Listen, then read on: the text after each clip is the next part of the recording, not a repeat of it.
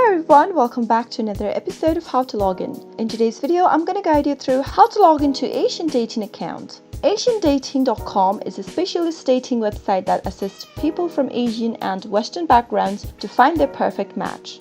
In order to log into Asian Dating site, go and click open any web browser first. In the URL box, type in www.asiandating.com and press the enter on your keyboard. The official website of Asian Dating would look like this. In order to log in, go and click on the login button at the upper right corner and you'll be able to see a members login box popping out in the display.